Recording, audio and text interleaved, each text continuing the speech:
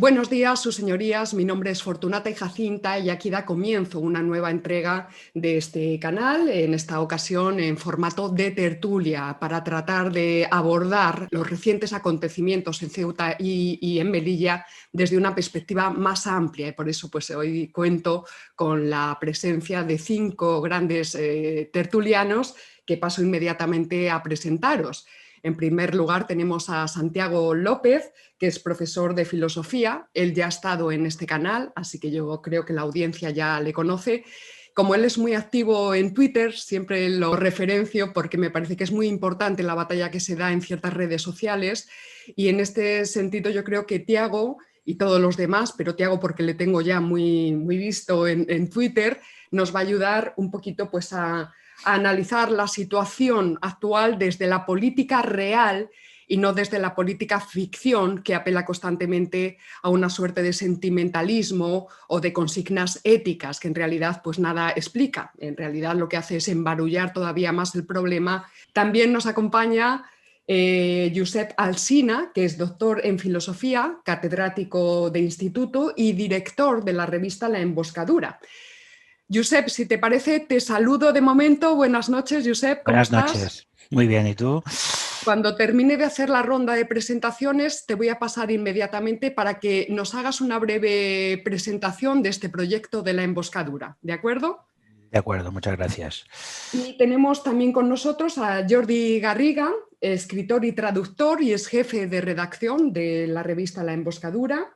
Contamos también con la presencia de Jorge García Contel, abogado, politólogo y miembro del Consejo de Redacción de La Emboscadura, y a Fernando Rivero, profesor de instituto y también miembro del Consejo de Redacción de La Emboscadura.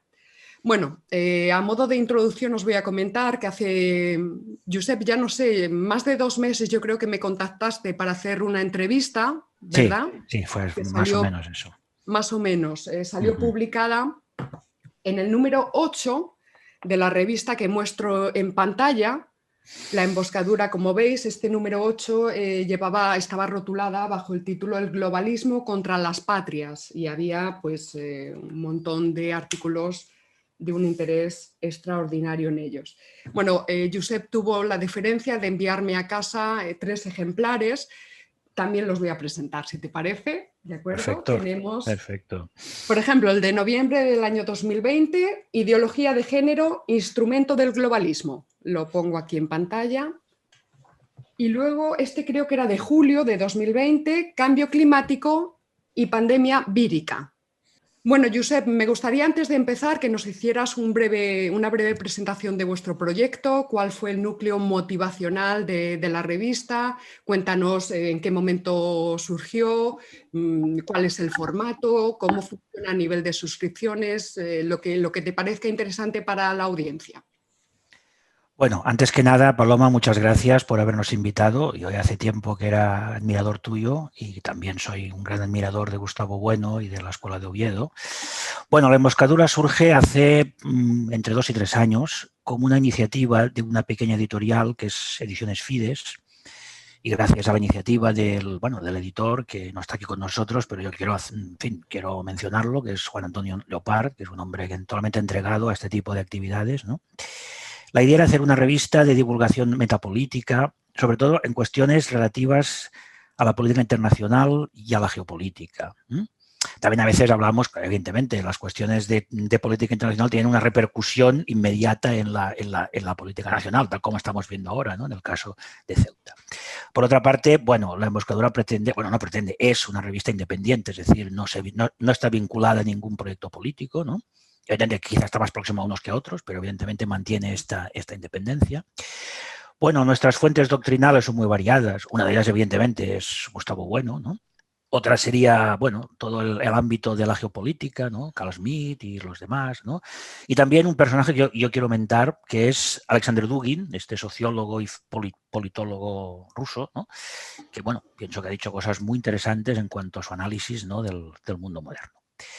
Bueno, nuestro interés está sobre todo en divulgar ciertas ideas, en romper este esquema nefasto de los bloques en España, de este esquema superadísimo de la izquierda y la derecha. Bueno, superado en el terreno intelectual, pero evidentemente no en la praxis política, ¿no? Todos siguen hablando de izquierda y derecha, cuando en realidad, tal como sale en una de las entrevistas de este número a esta diputada de Vox, a Rocío de Mer, cuando dice que ya no es tema de izquierdas y derechas, es tema de patriotas y globalistas, ¿no? Y es evidente que, bueno, si el que sigue el elenco de estos 8 números, pues todos han ido más o menos por aquí. Es decir, que en el primer... Bueno, a ver, tengo que aclarar que yo empecé a ser director a partir del segundo número, por lo tanto, del primer número fue otra cosa. Es decir, prácticamente todo eran traducciones de artículos franceses, alemanes, italianos. Siguen habiendo traducciones, pero también tenemos ya un equipo de colaboradores, pues yo creo, bastante interesante y, bueno, plural dentro de unos límites, ¿no? Entonces, bueno, si cualquiera que siga la trayectoria verá que todos los temas que hemos ido tratando dan vueltas en torno a esta cuestión, ¿no? Es decir, el globalismo y luego una serie de ideologías vicarias, ¿no? Que hacen que este globalismo pues, se vaya extendiendo por el mundo, que vaya tomando fuerza, ¿no? La ideología de género, el multiculturalismo, el inmigracionismo, esta idea que tanto habláis, que estoy totalmente de acuerdo, ¿no? esta idea de género humano, ¿no? Y por otra parte, esta reducción a lo individual, parece que los derechos del individuo pesan sobre todo, ¿no? Si yo quiero desplazarme, me da igual que hayan fronteras, yo me desplazo porque mis derechos están aquí, ¿no? Y este sería un poco el proyecto. Hay que decir que, por desgracia, partimos de una gran escasez de medios. Fides es una editorial pobre. Y bueno, tenemos suscripciones, pero tenemos pocas, ¿no? Entonces es muy interesante, sobre todo, animar a la gente que se sienta más o menos identificada con este proyecto, ¿no? Pues que se suscriba, porque la revista, evidentemente, de momento, por lo menos, el número, o sea, las tiradas no son suficientes para estar en los kioscos. Luego la venta tiene que ser o en actos o por internet o ir a través de la suscripción. Y esto sería un poco el proyecto así explicado, bueno, en plan rápido y por encima, ¿no? Bueno, tenemos, Josep, un enlace que luego pondré en la caja de descripción del vídeo, porque en principio la revista se publica en vegetal, ¿verdad? Sí, Pero sí, bueno, sí. tenéis la página web y allí es donde se puede pues una persona interesada suscribir y ver los programas o el sumario de cada uno de los números. Así que luego que lo pondré ahí en la caja de descripción. Perfecto. Vale, pues si os parece entramos ya en materia. Voy a hacer una pequeña introducción simplemente para leer un pequeño párrafo que era el párrafo con el que yo cerraba el Forja, a ver qué ve aquí, el Forja 109, es decir, fue el capítulo de Fortunata y Jacinta posterior a las elecciones en Madrid. Era un capítulo que hacía un diagnóstico desde el mito de la izquierda, de los resultados electorales en Madrid. Y justo al final decía lo siguiente: lo cierto es que mientras el pueblo se entretiene con el comunismo y el fascismo, se sigue desarrollando la política real, esa en la que la integridad territorial de España se ve nuevamente amenazada por el rearme del sultanato de Marruecos y por el reconocimiento de Estados Unidos de la soberanía marroquí sobre el Sáhara. En concreto, los autores de este informe de Defensa Nacional, estaba haciendo referencia a un informe previamente citado, afirman que una parte de la mentalidad y cultura estratégica marroquí sostiene una agenda de expansión territorial acorde con el viejo concepto del Gran Marruecos. Tal y como ha expresado recientemente el primer ministro marroquí, una vez controlen plenamente el Sáhara Occidental, deberían entrar en la agenda las plazas de Ceuta y Melilla. Esto simplemente quería recordarlo para decir que la actual crisis geopolítica a la que estamos asistiendo estaba ya planteada mucho antes de la hospitalización del líder saharaui. Entonces, bueno, si os parece, empezamos una primera ronda para que cada uno de vosotros me hagáis una valoración de la situación actual. ¿Y por qué no empezamos por Jorge, por ejemplo? Pues bueno, empezamos por mí. Gracias por el honor de cederme el primer puesto. A mí me parece, evidentemente, en la línea que tú comentabas, que aunque se haya presentado como una excusa, como la razón oficial de la crisis actual, el que en España se esté tratando en un centro hospitalario al líder del Frente Polisario, bueno, evidentemente esto no pasa de ser más que la excusa o la razón oficial. Es una más de las razones oficiales que pasan a la historia como enteramente falsas. El expansionismo marroquí viene de muy atrás. Y bueno, precisamente los españoles lo conocemos de antaño, lo conocemos de haber librado una guerra en el territorio entonces español de Ifni, lo conocemos a raíz de la Marcha Verde del año 75, cuando España abandonó el Sáhara y Marruecos e inicialmente Mauritania, aunque luego Mauritania se retiró, se lo anexionaron en aquel momento, y sabemos que la presión sobre las plazas de soberanía españolas de Ceuta y Melilla es constante. Y además, hace muy poco, hace unos meses, tuvimos noticia los españoles de que Marruecos unilateralmente había extendido sus aguas territoriales y se metían dentro del archipiélago canario. Entonces, bueno, realmente creo que el fenómeno del expansionismo marroquí a nadie le puede sorprender, al menos a nadie en España, sin duda alguna. También es verdad que la respuesta española forma parte de un pensamiento absurdo de negar la realidad. Por ejemplo, aquí en España, la clase política de un signo y de otro, la clase política gobernante de turno, dicen que Marruecos no supone un peligro. Bueno, vimos que podía haber supuesto un peligro el incidente de Perejil. Lo recordará todo el mundo, supongo. Pero no supone un peligro porque España es un país que pertenece a una alianza militar, la OTAN, y a una alianza político-económica como la Unión Europea. Bien, no pasa de ser otra falsedad, porque a fin de cuentas hay que hacer memoria.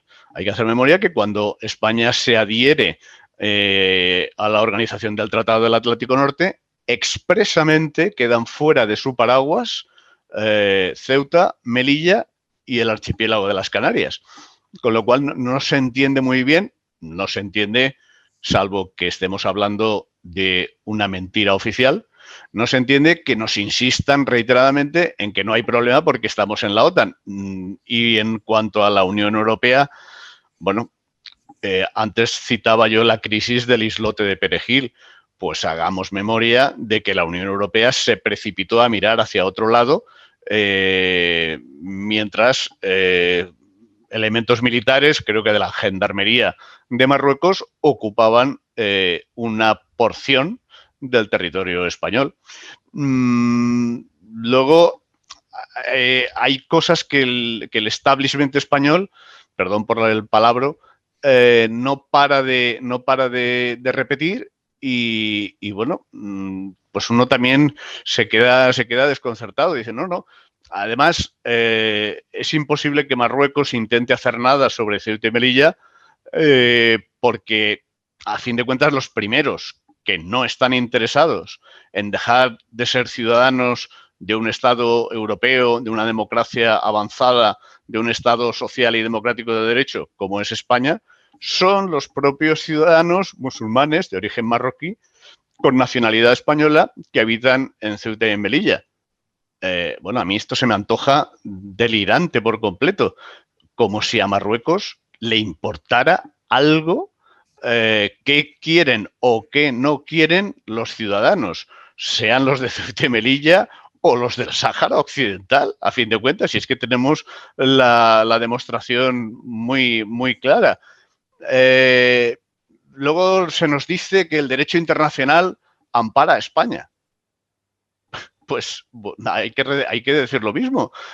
Pero ¿desde cuándo el derecho internacional le importa a Marruecos, que es un sultanato que tiene en realidad poco que ver con lo que entendemos por una democracia?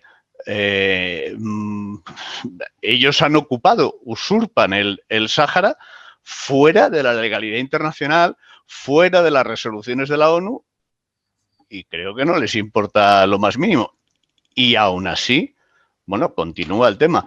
Continúa el tema y va a continuar, desde luego, porque como muy bien decías hace unos minutos, pues de las últimas decisiones importantes en materia de política internacional que tomó el presidente Trump antes de dejar la presidencia de los Estados Unidos fue reconocer, ponedle comillas, por favor, a ese reconocer la soberanía de Marruecos sobre el Sáhara Occidental.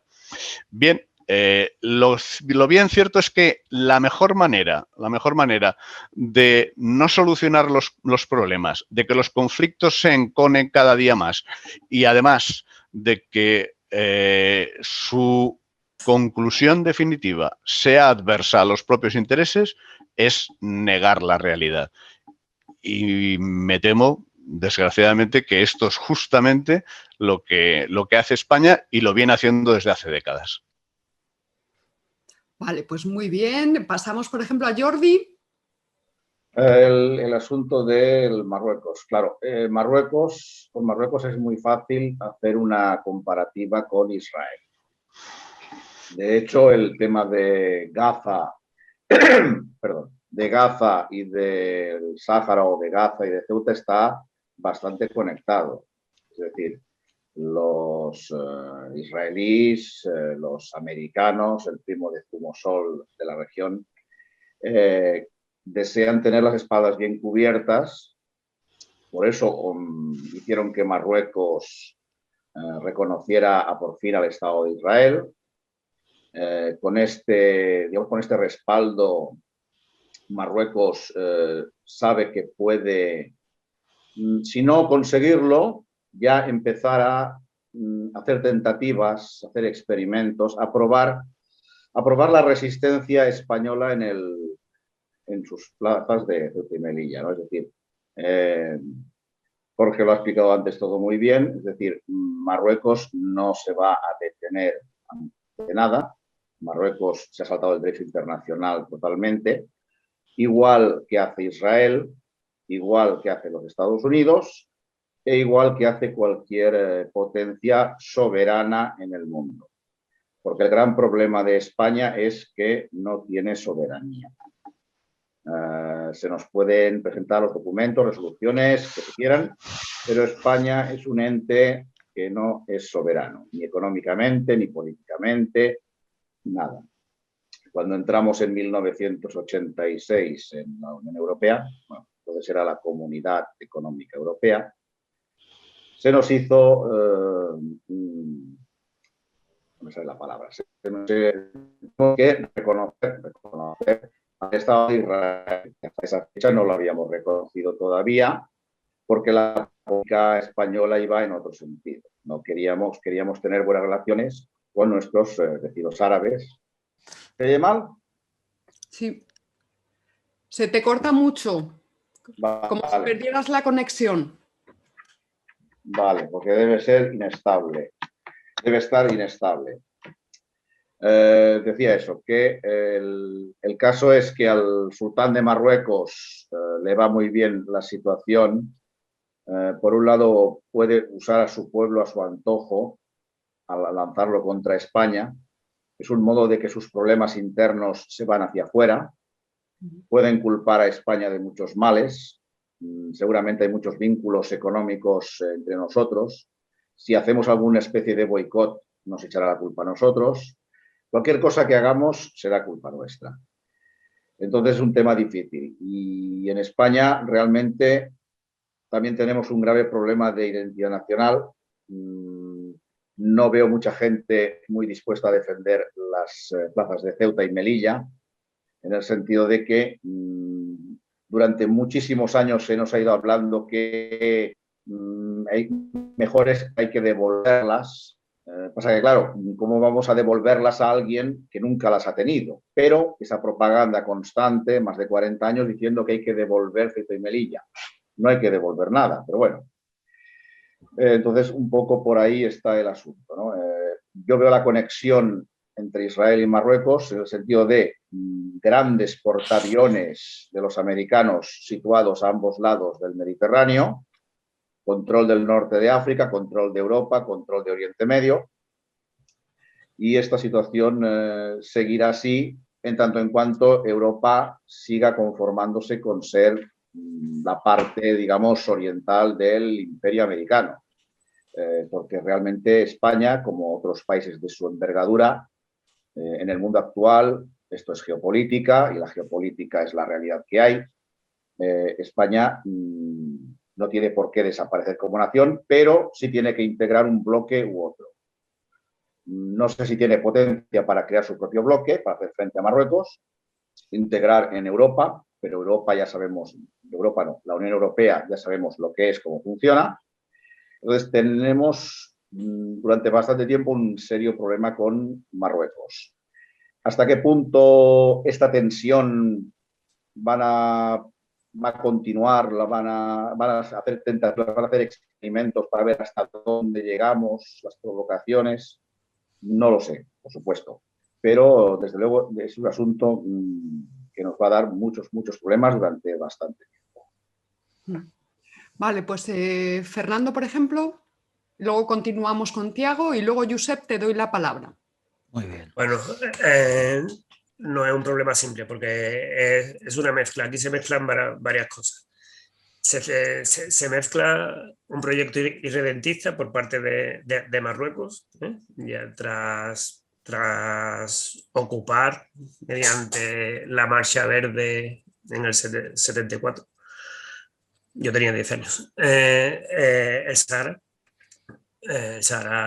español, ahora, no sé si es una provincia marroquí ahora. Tras ocuparlo, pues no están conformes con eso y quieren Ceuta y Melilla. Por no hablar de las Canarias, ¿no?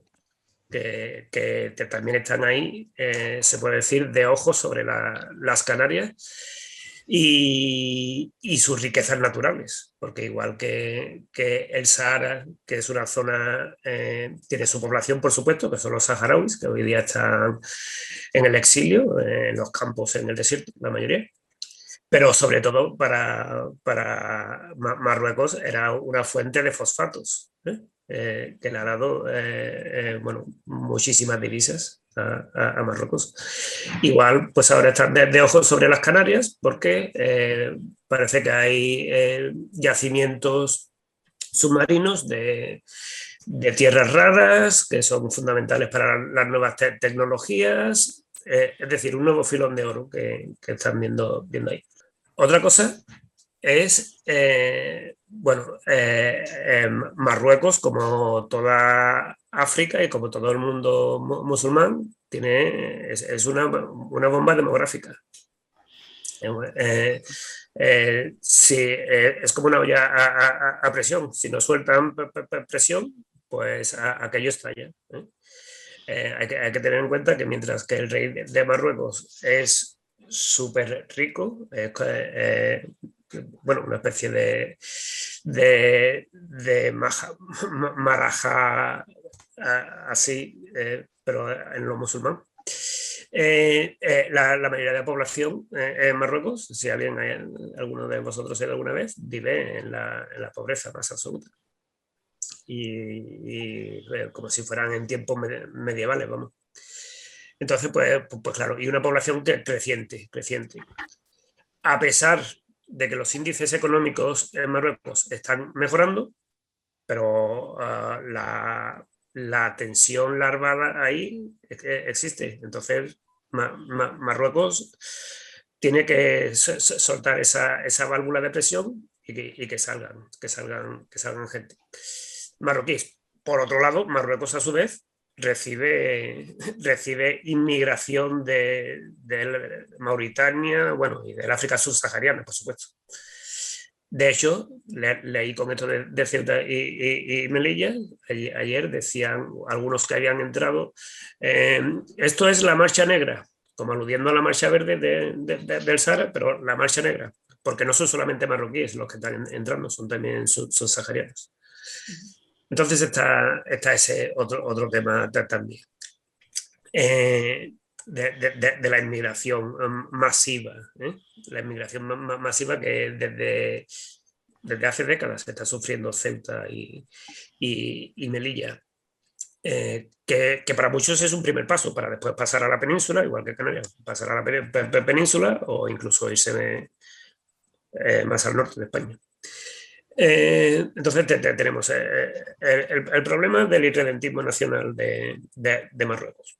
El problema de la gran desigualdad económica que hay en Marruecos, con una familia muy rica o una persona muy rica que es el rey y una amplísima mayoría que vive en la pobreza más miserable. Aparte de eso está, como muy bien ha comentado Jordi, el tema geopolítico. Está el apoyo de Estados Unidos a Marruecos. Igual la herencia que ha dejado Trump en política exterior, pues, bueno, por un lado se puede decir que, y eso es cierto, que la verdad ha metido a Estados Unidos en menos guerras que presidentes anteriores. Pero la herencia que ha dejado, pues, es reconocer Jerusalén como capital de Israel y apoyar a Marruecos en la soberanía sobre el Sahara.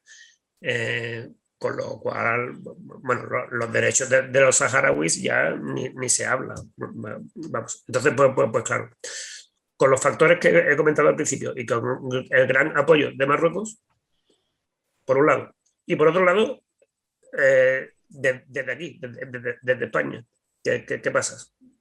Con gobiernos débiles, con una quinta columna que tenemos que son las ONGs, y las ONGs y la izquierda esta, no sé cómo llaman, la izquierda fucsia, ¿vale? Por llamarla de alguna manera. Los podemitas y ese entorno. Pues nada, que se pone una valla más segura. Pues no, eso no se puede poner porque no, eso no es progre. Que entran ilegalmente. Yo no puedo ir ilegalmente a Estados Unidos, ni a Brasil, ni a ningún lado. Yo tengo que entrar con papeles. Pues bueno, aquí entran y si entro en esos países ilegalmente me van a echar inmediatamente.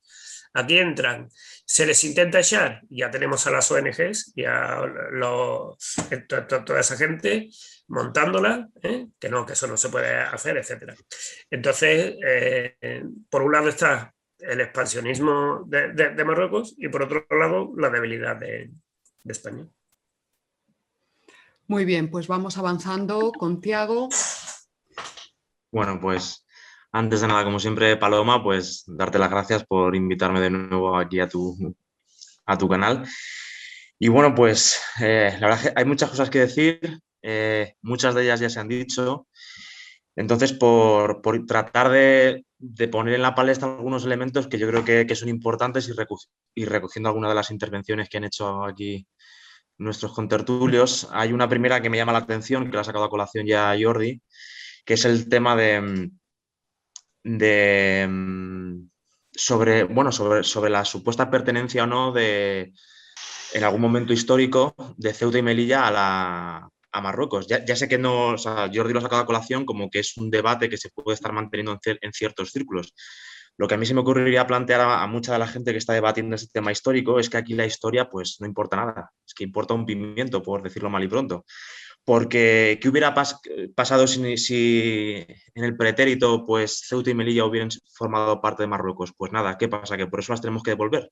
El caso es que en el presente en marcha tales ciudades son nuestras y como tales hay que defenderlas. Punto, ya está. Hayan sido de otros o no, ya está. Lo que yo creo que subyace en este debate, que por supuesto está sacando muchas de la izquierda, bueno, yo, a diferencia de Fernando, voy a mencionar el apellido de izquierda indefinida por seguir los términos del materialismo filosófico, pero también lo estoy viendo en mucha gente que se denomina a sí misma de derechas.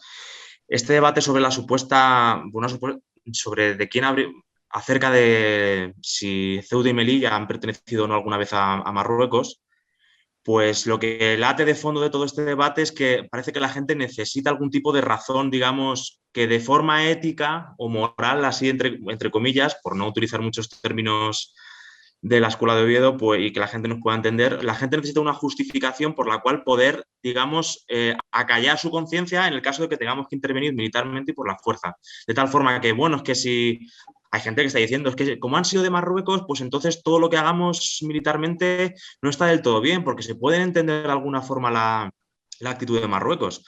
Y en este caso a la inversa, ¿no? Es que como por algunos sectores de la derecha, ¿no? De la mal llamada derecha.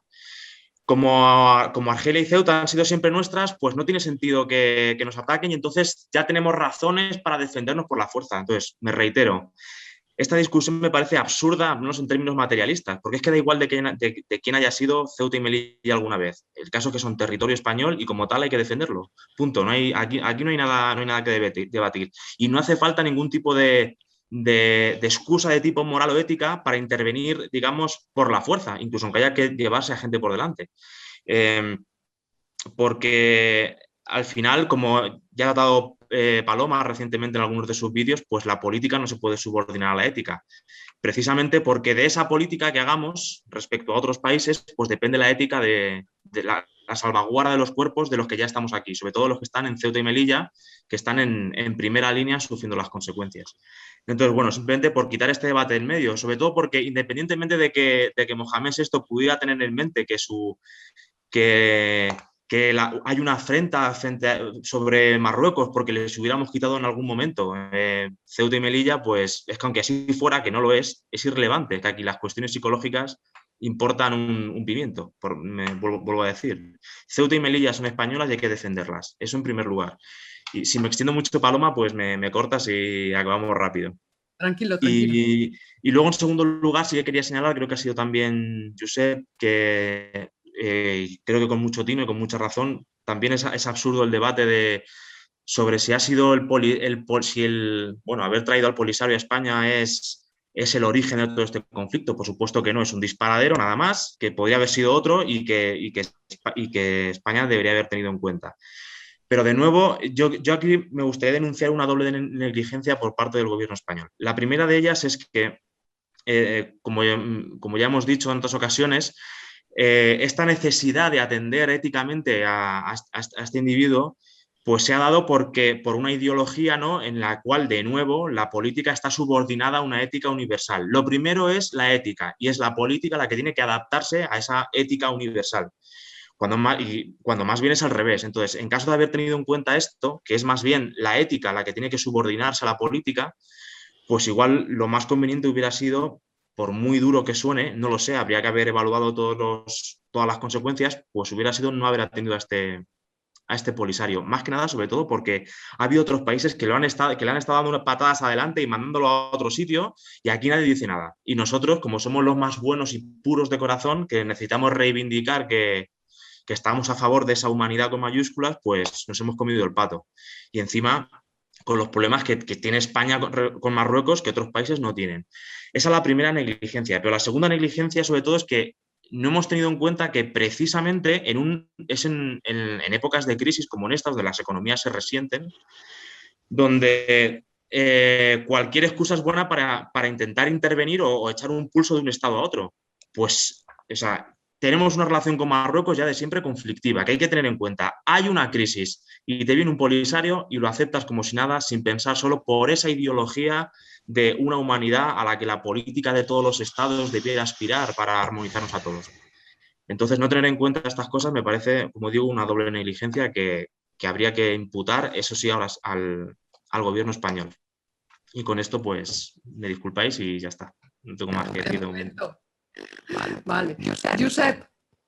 Bueno, pues a ver, a mí me gustaría relacionar la cuestión, que es una cuestión importante, pero no deja de ser ahora un momento puntual, con cuestiones pues más generales, ¿no? Y creo que hay dos elementos fundamentales, ¿no? Los elementos de tipo internacional, que sería justamente la globalización, y luego también elementos de tipo propio de España, es decir, la decadencia española, y quizá voy a ser muy duro, pero es así, a mi modo de ver, desde que se inicia el régimen del 78.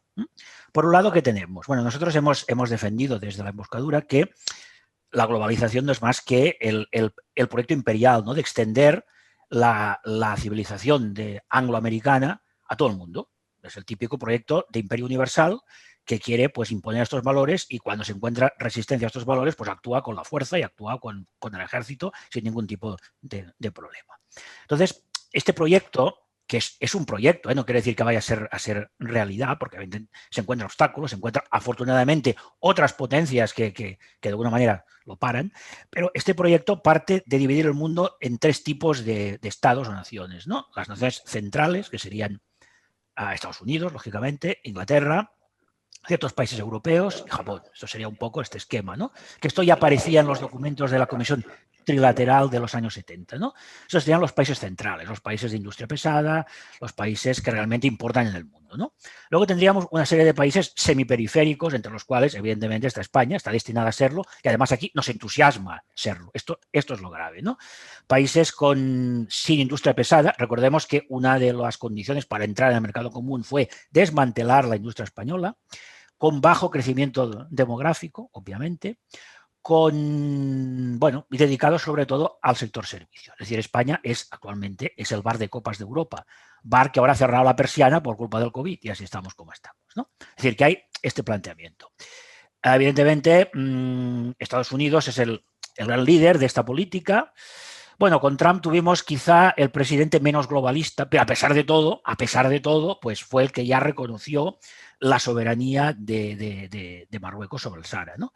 Y bueno, con Biden ya lo ha dicho muy claro. Bueno, Biden no es más que un títere, pero los que están detrás de Biden ya lo han dicho muy claro. O sea, Estados Unidos tiene que volver a ser el líder mundial. Entonces, claro, juega con sus peones, y Marruecos es uno de sus peones, evidentemente, ¿no? Luego tenemos la Unión Europea, que de europea para mí tiene muy poco, porque la Unión Europea es un proyecto mundialista, no cree en las fronteras, no defiende las fronteras. Recordemos el llamamiento de Merkel: inmigrantes del mundo entero, venid. Es decir, que no hay ningún problema. Recordemos pues lo que pasó en Italia con Salvini, que la oligarquía no paró hasta echarlo porque cerró los puertos a la inmigración. Y por tanto, si hemos de confiar en la Unión Europea, vamos finos. Y por otra parte, si hemos de confiar en la OTAN también, porque quien manda en la OTAN es Estados Unidos. Estados Unidos ha dicho muy claro que apoya a Marruecos. Es decir, que el panorama es así. Pero luego tenemos elementos de tipo interior que hacen que la cosa sea más grave. Yo quisiera recordar que todavía agonizando el general Franco y el anterior jefe de Estado, es decir, el señor Juan Carlos I, asumió la jefatura del Estado de manera pues transitoria hasta que el general Franco murió. Y entonces, bueno, ya perpetró la gran traición, porque Juan Carlos I entregó el Sáhara a Marruecos.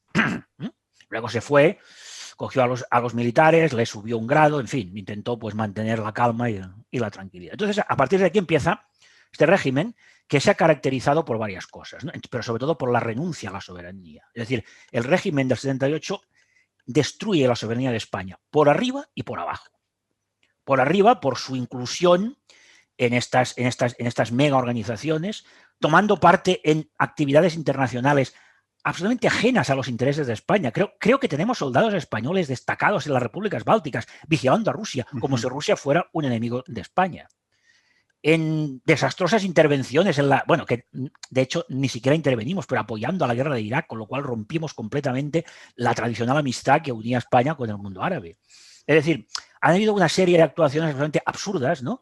De todos los colores, porque recordemos que la famosa foto de las Azores fue del señor Aznar. Con esto también quisiera recordar, ¿no? Porque hay un cierto sector de la derecha española que está indignado con lo de Ceuta, y echa la culpa a la izquierda. No, señores, la izquierda y la derecha, todos son responsables porque todos han contribuido, ¿no? Y luego tenemos aparte la dejación, la cesión continua de soberanía a las autonomías. Con lo cual, bueno, ya, claro, cuando se rompe por arriba y por abajo. Y luego tenemos, además, esta invasión cultural de todas estas ideologías que nosotros llamamos vicarias del globalismo, ¿no? El inmigracionismo, el humanismo, este pensamiento alicia, ¿no? Y bueno, además la actitud destructiva de los nacionalismos periféricos y de esta izquierda indefinida. Con lo cual tenemos el cóctel completo. Es decir, Marruecos sabe perfectamente, conoce perfectamente las debilidades de España. Pero fijaros, las debilidades de España también son debilidades de la Unión Europea. Porque si España está pagando a Marruecos para que vigile las fronteras, porque nosotros somos incapaces de hacerlo. Porque cada vez que un guardia civil le da un porrazo a uno de estos que entran violentamente, toda la caverna mediática y todos los progres de ONGs se revolucionan. Pero es que Europa ha hecho lo mismo. Europa ha estado pagando a Turquía para que detenga la oleada migratoria que la propia Unión Europea provocó con el llamamiento irresponsable de la señora Merkel. Que si luego paró fue porque todo esto produjo una ascensión de los partidos euroescépticos y esto no les interesaba. Es decir, que tenemos este problema que puede parecer ahora es un problema quizá puntual, pero que de alguna manera pues, nos muestra, ¿no? esta situación, tanto en el plano global como sobre todo en el plano de España. Hoy he leído unas declaraciones miserables del fugado de Waterloo, ¿no? Diciendo que Ceuta y Melilla son colonias y que hay que devolverlas, ¿no? Es decir, todo esto que el propio régimen ha estado alimentando, porque las autonomías están como están, porque el régimen es como es. Es decir, no es que haya que agarrarse a este régimen como una solución, es que este régimen es el problema, lo ha sido desde el principio. Es decir, ya antes de empezar, es decir, porque cuando todavía Juan Carlos todavía no era rey, era una especie de, bueno, estaba allí de manera como provisional, ¿no? Pues ya empezamos así, es decir, cediendo el Sahara, ni siquiera a una invasión militar. Bueno, hoy he estado viendo la televisión y es algo vergonzoso. O sea, veíamos soldados sin armas, ¿no? Actuando de ONG. Individuos que han nadado 5 minutos en el agua y que salen con hipotermia.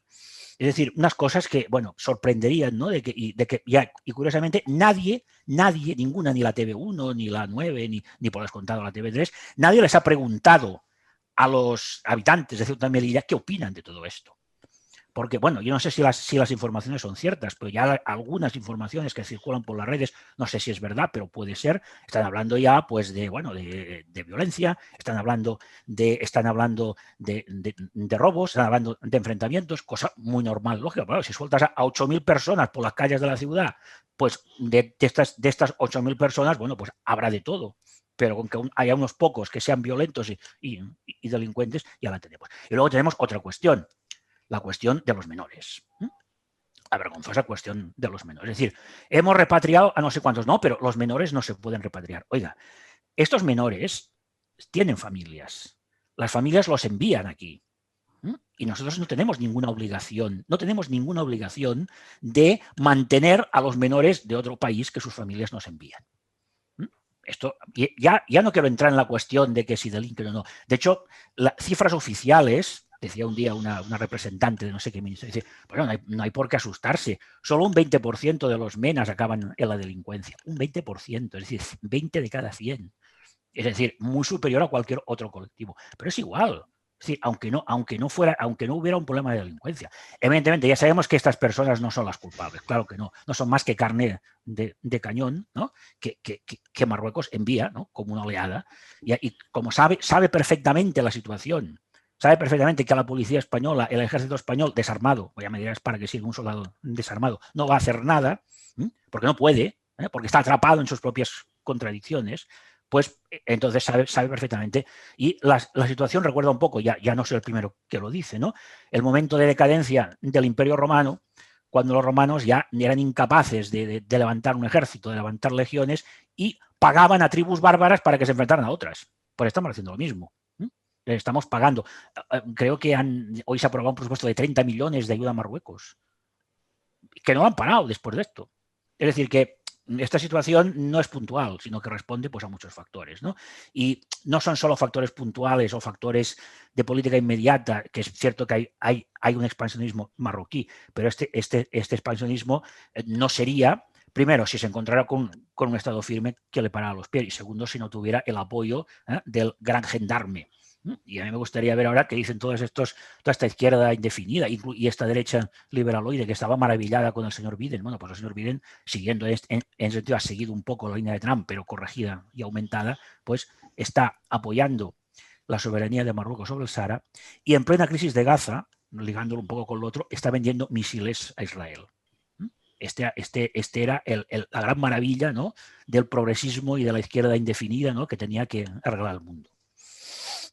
Claro. Bueno, pues al final voy a hacer un pequeño comentario porque efectivamente creo que hay que dejar claro que Marruecos, por lo menos ese es mi punto de vista, está actuando desde la razón de Estado. O sea, Marruecos está haciendo, ya que funciona desde un ortograma, digamos, planes y programas políticos imperialistas, pues está haciendo lo que quiere hacer. O sea, lo que no se comprende desde la razón de Estado es el comportamiento de España, y efectivamente no solamente referido a este gobierno que, bueno, me parece que ya rozamos lo esperpéntico, pero bueno, que viene de muy atrás, esa dejación de funciones en la defensa del territorio y en la propia defensa de los derechos del Estado. Es que ayer realmente era bochornoso leer en Twitter a la ministra de Trabajo. Lo que comentaba Tiago es envolverlo todo en una retórica que ni siquiera es ética, es infantilismo puro, es no entender nada. Entonces, bueno, por otro lado... Una ética totalmente lisológica que no se atiende a la ética de cada uno de los estados, que para mantener la ética de sus ciudadanos necesita enfrentarse a la ética de otros ciudadanos. Ese es el problema. Entonces, hablar de una ética humanitaria, pues es perder el campo de referencia. Efectivamente, y tener en cuenta que lo que hay establecido es una dialéctica. Entonces, bueno, yo tenía planteado aquí una pregunta, casi llevamos ya una hora, que efectivamente hacía referencia a esa posición abandonista que cada vez está más extendida entre ciudadanos españoles, pero bueno, que yo recuerdo ese libro de Máximo Cajal que creo que se titulaba algo así como ¿Dónde acaba España? Quiero decir que es una posición abandonista en relación a considerar que los territorios del norte de África pues no tienen que pertenecer a España. Entonces, bueno, pues eso se está empezando a incrementar, y a propósito de lo que habéis comentado y lo que ha dicho Tiago, tienes razón, pero efectivamente ni Ceuta ni Melilla han formado nunca parte de un estado llamado Marruecos, entre otras cosas porque Marruecos prácticamente era un protoestado hasta 1956, era el reconocimiento de una dinastía con autoridad sobre determinadas tribus, pero con fronteras absolutamente indefinidas. De hecho, Marruecos sigue siendo un territorio a nivel de estructura territorial indefinido.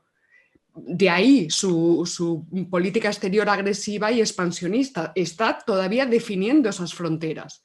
Entonces, bueno, simplemente por dejar claro que Ceuta y Melilla nunca han sido colonias, y se han configurado históricamente como parte del territorio español y como parte, más avanzada el tiempo, de la nación política española. Eso para que quede claro. Y bueno, yo creo que para hacer una última ronda, porque este es el problema de ser demasiados y que se nos ha ido ya una hora. ¿Qué os parece si fijamos la atención en la cuestión de la geopolítica y precisamente en esas dinámicas de la ideología del globalismo que identificamos con la angloesfera? Pues mira, yo te puedo mencionar un dato que me parece que ninguno de los compañeros, ni yo mismo en mi primera intervención hemos sacado a colación, que es la condición de Marruecos como aliado preferente en el Mediterráneo de los Estados Unidos. La condición de aliado preferente es la que otorga Norteamérica, los Estados Unidos, Norteamérica, a determinados países a lo largo de todo el planeta que encajan, diríamos que gustosamente, dentro de los planes de dominio global del imperio norteamericano. Podemos mencionar que otros de los países que tienen consideración de aliado preferente de los Estados Unidos, pues son, por ejemplo, Turquía o Pakistán. Simplemente con mencionar estos dos ejemplos, pues creo que ya nos hacemos una idea de a qué tipo de estados nos estamos refiriendo. También otros como Australia, que bueno, es una prolongación del mundo anglosajón, y uno que a mí me resulta especialmente doloroso mencionarlo, pero la Argentina también es un aliado preferente de los Estados Unidos, en este caso en el cono suramericano. Por cierto, más doloroso todavía dentro de esta dinámica del imperialismo norteamericano o de la estrategia de dominación global de los Estados Unidos, más doloroso es, digo, recordar que cuando los Estados Unidos concedieron a la Argentina la condición de aliado preferente, suscitaron la indignación de algunos de los vecinos argentinos, pero no porque a la Argentina se convirtiera, de hecho, en una gran base de los Estados Unidos. No. Por ejemplo, se indignó muchísimo Chile porque quería Chile ser el aliado preferente en la región de los Estados Unidos. Bien, volviendo al caso concreto que nos ocupa. La condición de aliado preferente de los Estados Unidos supone que, primero, los Estados Unidos pueden vender a esta serie de estados, Marruecos, por ejemplo, determinado armamento sensible que con otros países a los que también vende armas, sin embargo, ese tipo de armamento sensible no se lo va a proporcionar. Estoy hablando, por ejemplo, de uranio empobrecido. No cualquier cliente de armamento de los Estados Unidos, España, por ejemplo, nosotros compramos armamento norteamericano, pero los Estados Unidos a nosotros no nos venderán uranio empobrecido. Y eso que nosotros somos aliados de la OTAN. Se supone que somos uña y carne en ese proyecto de dominación de los Estados Unidos. Bueno, pues a nosotros no nos vendería uranio empobrecido. El uranio empobrecido tiene unas aplicaciones de primerísimo orden en la fabricación de proyectiles de artillería, que multiplican enormemente el poder destructivo de la munición de artillería. Claro, que los Estados Unidos vendan armamento y, entre otras cosas, uranio empobrecido a Marruecos, pues a mí me resulta especialmente preocupante. No me gustaría que esto se tomara como los celos de un enamorado, pero, insisto, es que nosotros somos socios de la OTAN. Oiga, y si usted, señor Estados Unidos, vende armamento estratégico de primerísimo orden a quien actúa fehacientemente a lo largo de décadas como nuestro enemigo, como nuestro principal enemigo estratégico, ¿de qué me sirve a mí ser aliado de los Estados Unidos? Insisto, no quiero que parezca celos de enamorado, más bien tengo poco de enamoramiento hacia los Estados Unidos, pero quisiera poner de manifiesto el absurdo de la posición española dentro del teatro mundial, y que desde luego no hace más que corroborar lo que aquí ya ha salido a colación, que es la ausencia de soberanía y la ausencia de voluntad de ejercer cualquier tipo de política soberana por parte de España. A mí me parece especialmente preocupante esto de la condición de aliado preferente en el Mediterráneo de Marruecos, y que, bueno, aparentemente a nosotros nos da igual, y que además, lo que decía antes de que la clase política española, las sucesivas clases políticas españolas de uno u otro signo que se han venido sucediendo, se complacen en fingir que no existen los problemas, ¿no? La famosa táctica del avestruz, que, como sabemos, a los avestruces no les suele dar buen resultado cuando se acerca un depredador. Y este es nuestro caso. Tenemos un depredador que la geografía lo ha colocado pues a 15 kilómetros de nuestras fronteras, y si contamos desde el Peñón de Gibraltar, pero si contamos desde Ceuta y Melilla, la frontera está allí. Entonces tenemos un depredador muy cerca que nos empeñamos en ignorar, en decir que no es un enemigo, sino un socio, un amigo, un aliado. Bueno, y los monarcas de la Casa de Borbón, el anterior y el actual, se empeñan en llamar hermano. Bueno, yo no sé, en fin, desconozco qué clase de relación genética pueden tener las casas reinantes de Marruecos y de España, pero lo último que se me ocurriría sería llamar hermano a un dirigente de una nación que se manifiesta beligerante y hostil contra la mía. Muy bien. Jordi, te toca. Dime. A ver, en referencia a lo que ha dicho Jorge, por el tema de que realmente puede no interesarnos estar en la OTAN o en la Unión Europea, el problema vendría más bien que realmente podríamos salirnos. Es decir, claro, cuando se acabó la Segunda Guerra Mundial, todos sabemos que el mundo ya se había repartido y configurado bastante en el que podríamos llamar sistema bipolar, entre Rusia y Estados Unidos. Y luego hubo un tercer grupo de países no alineados que, bueno, que estaban por allí. Pero lo más básico era el mundo bipolar, Rusia, Estados Unidos.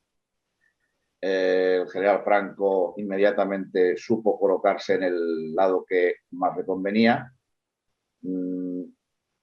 Pudo hacer bastantes cosas de las que quería, pero, claro, los americanos le abrieron, digamos, el comercio internacional, el apoyo militar que necesitaba, estaba el asunto de la Guerra Fría, las fronteras del enemigo estaban mucho más cerca, pudieron instalar bases militares en España.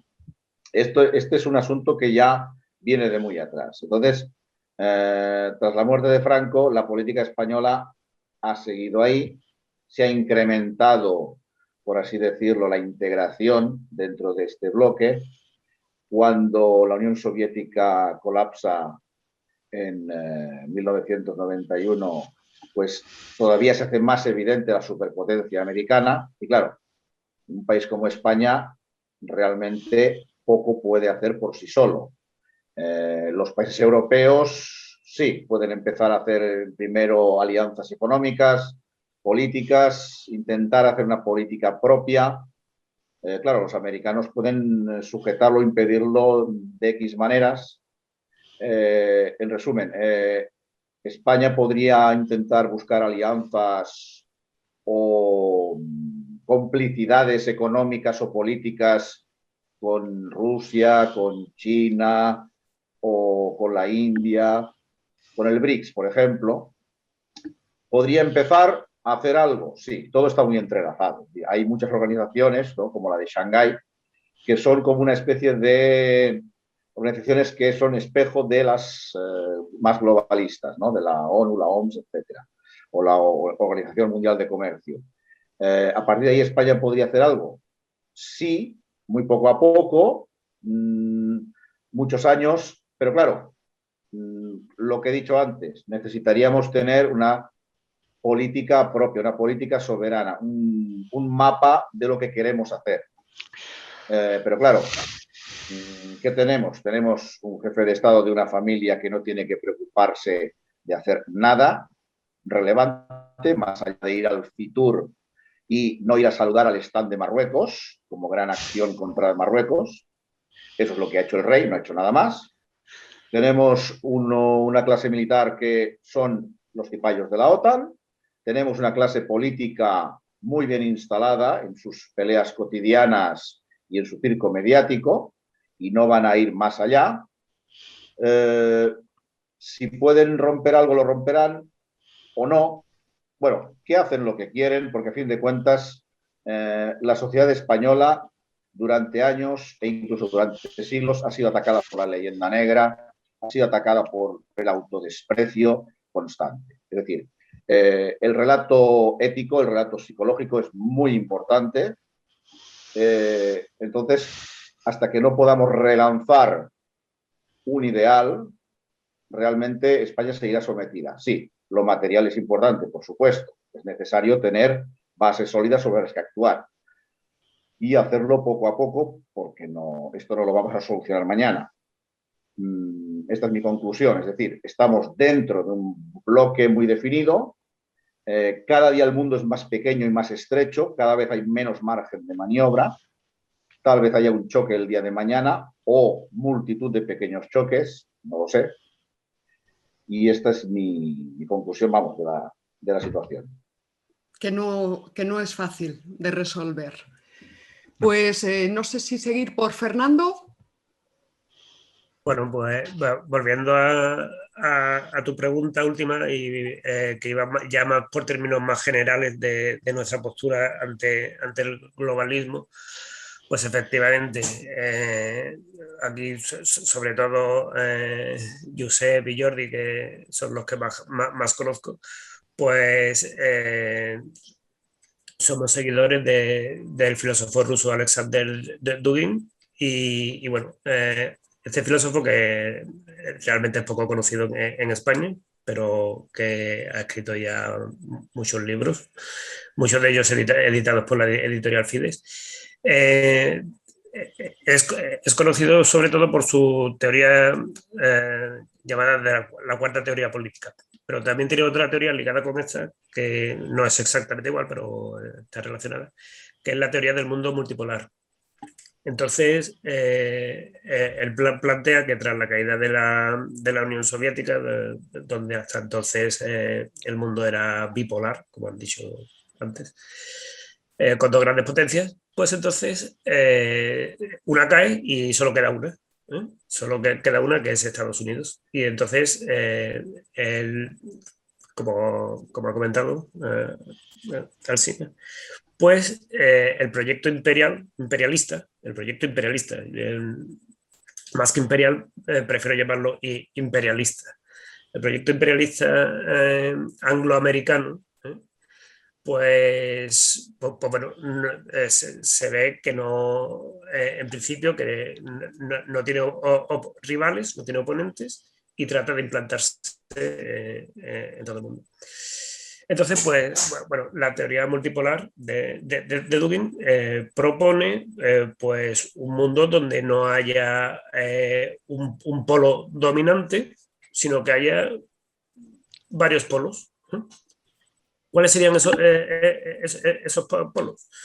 No exactamente los países que hay ahora, no sé si hay 250 países, sino que serían como grandes espacios civilización, no me sale la palabra, espacios de civilización, ¿vale? Entonces, pues España debe de decidir en qué espacio estar. Estar junto a la anglosfera, junto al proyecto imperialista angloamericano, pues nosotros no estamos por esa labor. Ya estamos viendo a quienes apoyan a ellos. Entonces, pues bueno, hay varias opciones ahí. Una sería acercarnos al mundo hispánico. De hecho, el profesor Alsina tiene un libro se llama La Hispanidad como cuarta teoría política. Y bien, otra sería pues buscar alianzas en nuestro espacio europeo, pero algo que fuera muy diferente a la actual Unión Europea. En fin, entonces la lucha está contra el globalismo, pues realmente somos los antiglobalistas contra el globalismo. Pero lo que pasa es que los antiglobalistas, claro, se puede decir los patriotas contra el globalismo, pero realmente los patriotas, los antiglobalistas, debemos buscar alianzas con patriotas y antiglobalistas de otros países, porque si no es cada uno por separado, no podemos con el globalismo, que es demasiado fuerte. Santiago. Bueno, No pues tengas problema en explayarte, porque creo que no vamos a poder hacer otra ronda. O sea que yo creo que Santiago ya hace una conclusión extensa, no tengas prisa. Y vale. Josep, vamos a cerrar con tu intervención, porque aquí tendríamos que hablar largo y tendido. Así que Santiago, adelante. Bueno, pues yo voy a intentar un poco impugnar esa idea de globalización, que no sé hasta qué punto es la que están tratando los contertulios, en el sentido de que no voy a criticar la globalización por los efectos, sino voy a criticar la misma idea de globalización que yo creo que está funcionando aquí a modo de mito oscuro que todo lo emborrona. Porque en cuanto nos preguntamos, se supone que la globalización, de alguna forma, grosso modo, se está entendiendo como una especie de proceso en el cual, o por el cual, mejor dicho, las soberanías de los distintos países se van perdiendo, o van desapareciendo, o se van deshaciendo. Pero claro, la pregunta inmediata que surge a esta cuestión es ¿cuál es ese sumidero por el cual se están yendo las democracias de esos países que están perdiendo la soberanía? Entonces, cuando nos preguntamos por este sumidero, pues este agujero ya no es una cosa externa a los estados que les está quitando soberanía, sino que precisamente es alguno de los estados o varios de ellos lo que quita soberanía al resto de estados a favor de la suya. Esta acción de sustraer soberanías nacionales a favor de otras no solo es ejercida por un foco, digamos, por Estados Unidos, sino que también de alguna forma y en distinto modo, pues tenemos a China también, y eso hay que tenerlo en cuenta. Entonces, toda vez que se deshace la idea de globalización, porque no hay un sumidero que vaya succionando a todos los estados de soberanía, sino que es uno o varios estados el que lo hace, pues hay que dejar de hablar de globalización para empezar a hablar de dialéctica de estados y de imperios, que yo creo que es la tesis que maneja Gustavo Bueno desde su materialismo filosófico. Lo digo porque si hablamos de globalismo, de alguna forma se pierden las coordenadas desde las cuales ver por dónde se nos está yendo la soberanía exactamente, porque parece que el globalismo afecta a todos, aunque de distinta manera, pero a todos, y no. Aquí hay unos países concretos que son los que afectan a otros, también de una forma concreta. Entonces, si hablamos de dialéctica de estados, tenemos una herramienta, yo creo, a mi parecer, mucho más fina para poder identificar por dónde o por qué sitios nos está yendo la soberanía. Y en este sentido, identificar mucho mejor al enemigo, ¿vale? Porque no todos los países que se declaren, digamos, antiglobalistas, que tampoco los países se declaran globalistas o antiglobalistas, son facciones de los distintos países. Entonces, simplemente hay que identificar no a qué partidos o a qué partidos políticos se declaran antiglobalistas o globalistas, sino identificar a los países por los cuales se nos va la soberanía. En el caso nuestro, de entrada, sobre todo Alemania y Francia también en gran medida. Entonces, por eso, atacar no a la globalización, sino a la idea misma de globalización, que nos hace perder, yo creo, el campo de referencia sobre el cual podemos operar. Y dibujado, yo creo, un poco más fino este campo, es por lo que podemos decir, ¿qué es lo que hay que hacer? Pues no imaginar lo que nos gustaría hacer o preguntarse aleatoriamente cuáles pueden ser o no nuestros aliados, sino decidir sobre los aliados que de hecho y de facto queden y con los que nos puedan interesar en esa, no contra el antiglobalización, no contra el globalismo, sino contra los países que nos restan soberanía. Entonces, pues bueno, en este sentido, de entrada, pues sin llegar a hacer política ficción, pues no descartar, no digo tampoco que haya ya que abrazar de ningún modo, pero no descartar a China. Y mucho menos cuando Estados Unidos ya se ha declarado en contra nuestra o a favor de Marruecos. Entonces, no descartarla por una especie de anticomunismo, digamos, de baja estofa, ¿vale? Entonces, simplemente no descartarla. Y aliados que quedan, de hecho, bueno, pues también el enemigo de mis enemigos, pues también puede ser a veces mi enemigo. Y en este sentido, pues de alguna forma yo creo que también podríamos destacar a Argelia, ¿no? Y sin meternos en cuestiones de detalle. Así que, pues, dicho esto, pues bueno, si me vais a permitir solo una cuestión que me ha resultado interesante, que creo que ha mencionado Jorge, sobre esos supuestos celos sobre la OTAN. No hablo contra Jorge, sino simplemente que recojo lo que ha dicho, que me parece interesante. El tema de que qué pasa con la OTAN. Y efectivamente es que hay mucha gente llevándose las manos a la cabeza de que qué pasa con la OTAN. Simplemente es que el que sea un acuerdo no quiere decir absolutamente nada, es papel mojado, porque precisamente los fenómenos históricos y sobre todo materiales en los cuales se dio ese acuerdo, pues esos fenómenos históricos ya no son los de entonces. Entonces, apelar a un acuerdo que se produjo por unas circunstancias concretas en unas circunstancias que ya no son esas es absurdo, precisamente porque a lo mejor los problemas los tienen países que están dentro de ese pacto. Entonces es que es absurdo reclamar un pacto cuando pues a lo mejor el problema ya va por otro lado. Los acuerdos son papel mojado que duran en la coyuntura en la que se crean y después de eso, pues el que se trague la ficción de la OTAN o el del derecho internacional, pues que es ese derecho que es el derecho de una o de las partes que tienen fuerza en ese pacto. Pues ese derecho internacional es de los estados que tienen la fuerza de imponer ese orden, que sobre el papel será internacional, pero que nada, y esto, vamos, no estoy diciendo nada que no haya dicho ya Gustavo Bueno o la Escuela de Oviedo, simplemente. Y dicho esto, pues ya me callo. Bueno, pues Josep. Bueno, a ver, sí, mira, bueno, has comentado la palabra clave, geopolítica, ¿no? Yo creo que una de las cosas interesantes que enseña la geopolítica es que a veces las políticas exteriores de los estados y de los imperios vienen condicionadas por una serie de elementos geográficos, de posición, y que a veces trascienden a los regímenes políticos, ¿no? Y esto creo que es muy interesante, ¿no? Entonces, claro, ¿cuál ha sido la situación geopolítica de España en el pasado? Bueno, cuando España fue un imperio, cuando España era importante, cuando era alguien que mandaba en Europa y en el mundo, ¿no? Pues básicamente yo creo que sus ejes fueron tres, ¿no? El eje hispanoamericano, el eje europeo, porque no olvidemos que España tuvo un papel importantísimo y que las guerras, las supuestas guerras de religión, en realidad eran una guerra defendiendo la unidad, esta unidad de que tanto hablan ahora, ¿no? La unidad del imperio europeo contra los nacionalismos crecientes de los estados-nación apoyados por los protestantes, ¿no?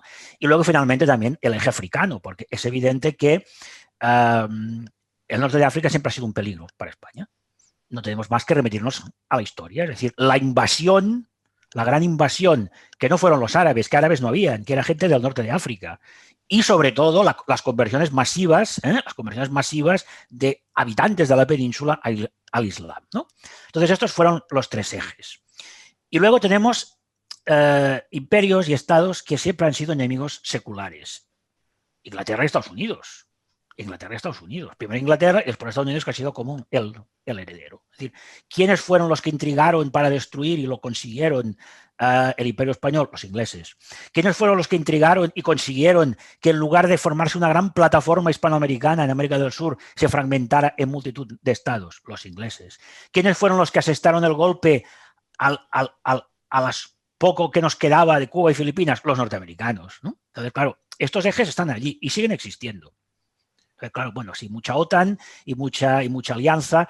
Y luego esto que hablabais, ¿no? De que si Ceuta y Melilla, oiga, Gibraltar sí que había sido español, pero nadie se plantea que porque haya sido español vaya a dejar de ser inglés. Y fijaros, si Inglaterra, aliado de Estados Unidos, controla el Peñón y Marruecos, aliado de Estados Unidos, controla el Peñón de Ceuta, ¿qué tenemos? Pues que Estados Unidos controla el paso del estrecho. Entonces, claro, es evidente que España no está en condiciones de tener política exterior, porque si no tiene ni siquiera una política interior, pues no puede tener política exterior. Pero suponiendo que se hiciera el milagro, ¿no? Es decir, bueno, ahora realmente España pues ha recuperado esta soberanía, ha recuperado el patriotismo, la gente ha dejado de autodiarse, ha dejado de creerse esta leyenda negra. ¿Cuáles tendrían que ser nuestros ejes? Bueno, yo creo que tendrían que ser básicamente dos, porque el eje africano era sobre todo un eje de conquista, ¿no? Y ahora ya no estamos en esto, estamos en las alianzas, ¿no?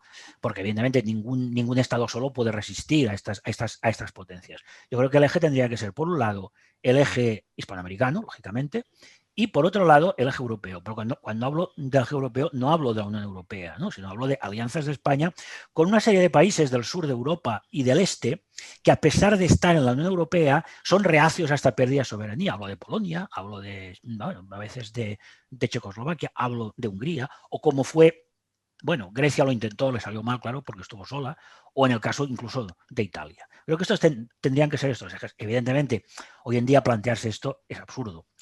Antes ha dicho, sí, es verdad, el régimen de Franco se encontró después de la Segunda Guerra Mundial, era un régimen apestado porque había sido aliado de los países que habían perdido la guerra. Como siempre, el que pierde es el malo y el que gana es el que tiene razón. Yo tenía un profesor de historia que siempre lo decía, el que gana siempre es el que tiene razón, porque quien decide quién tiene razón es precisamente el que gana, ¿no?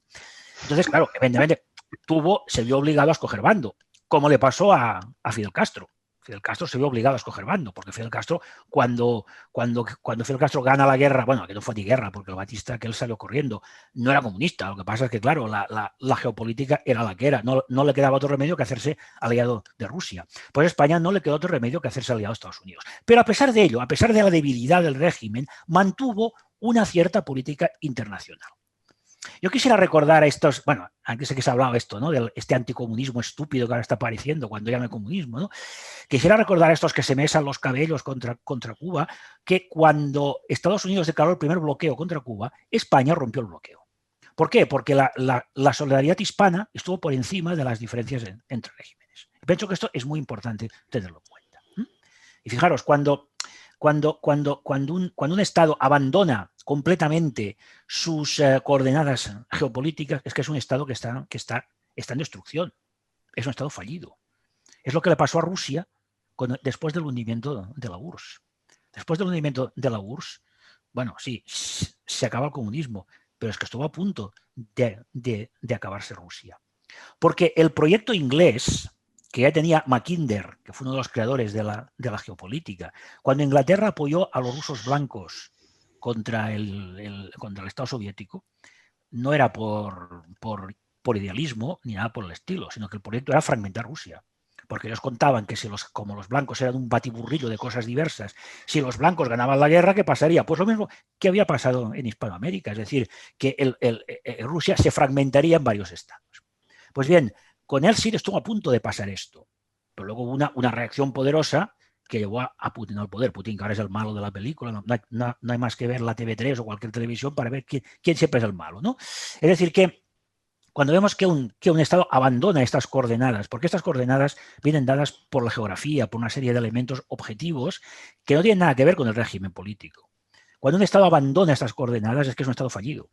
Y el Estado español actual es un Estado fallido porque ha abandonado estas coordenadas. Ha roto las alianzas con el mundo árabe, ha roto las alianzas con la mayor parte de los países hispanoamericanos y únicamente se fía y llama amigos a los que han sido siempre tradicionalmente sus enemigos, el norte de África, Inglaterra y Estados Unidos.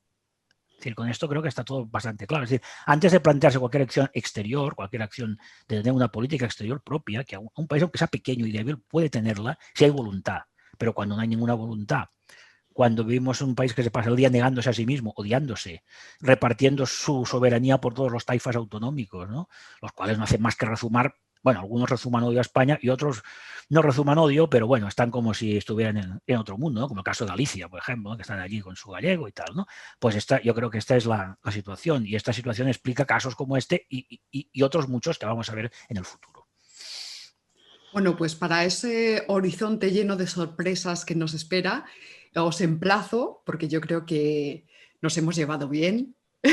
Entonces, en un futuro próximo, sin necesidad de fijar fechas, Josep, yo creo que podemos recuperar la idea original, que es tratar el tema de la globalización en extenso, ¿vale?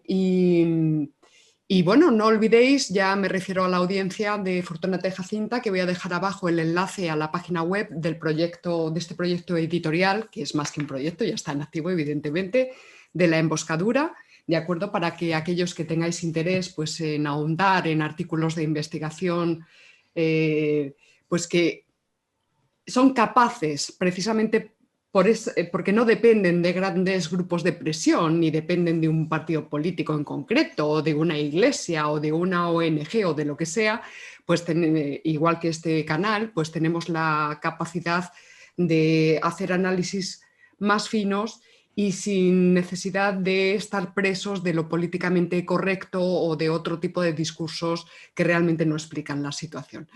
Entonces, os agradezco a todos este rato compartido. Muchísimas gracias a los 5. Y bueno, pues me despido a la usanza de Fortunata y Jacinta, que viene muy al caso ahora mismo. Ella siempre dice, recordando a Sun Tzu, si no conoces a tu enemigo ni a ti mismo, perderás cada batalla. ¡Hasta luego!